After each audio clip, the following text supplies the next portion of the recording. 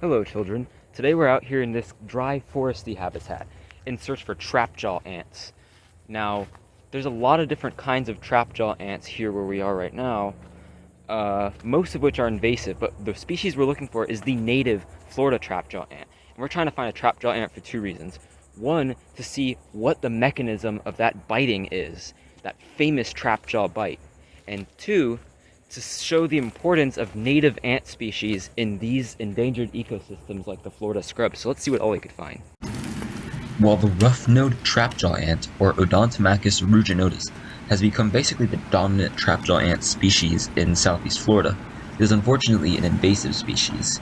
This species is characterized by its more contrastingly red head against the rest of the black thorax and abdomen. This is the species we are looking for, the Florida trapjaw ant, or Odontomachus bruneus. This is a native species and is characterized by the much more monotonous dark brown body. This species is an integral part of the scrub and oak forest ecosystems in Florida, due to them being one of the top predators and the microhabitats that form underneath rotting logs on the forest floor. Alright children, this right here is the perfect habitat to be looking for these trapjaw ants at. All this leaf litter just covering the ground, but also a lot of dead logs, dead pieces of wood on the ground. A lot of times these trapjaw ants will be nesting underneath these rotting logs. So if you lift a couple up, you might find a nest.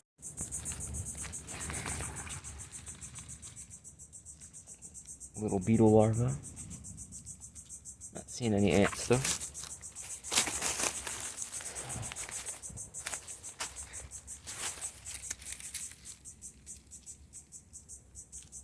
Termites.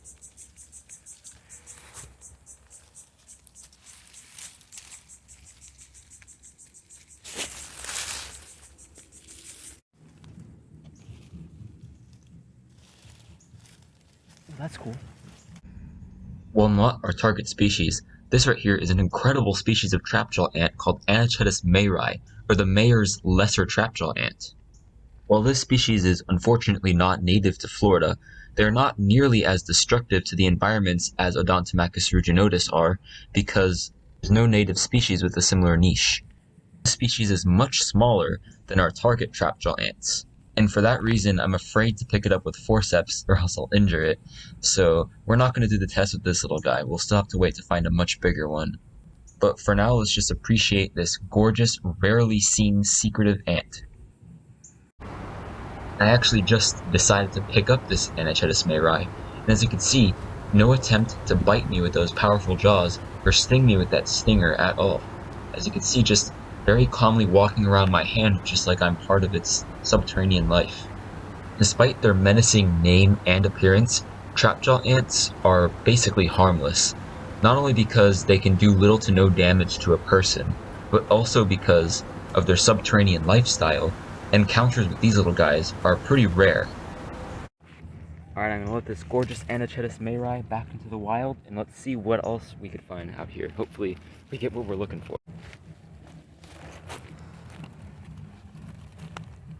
Found some.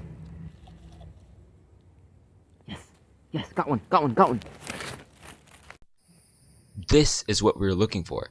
This is the Florida trapjaw ant, or Odontomachus bruneus. This is a massive, quick, and efficient predatory ant of these scrub and oak forest habitats native to South Florida.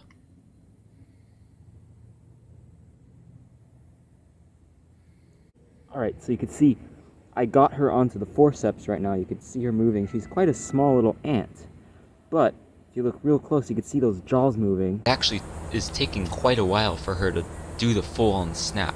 The reason she's holding her jaws open for so long is because that's actually how they build up potential energy.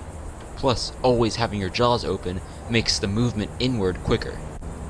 But there we go. Did you see how quick that was? The movement inward is so fast it actually makes the jaws move out again. Let's watch this again in slow motion to see what's actually happening to make this quick movement. Here we are at quarter speed, and you can see the movement still looks instantaneous.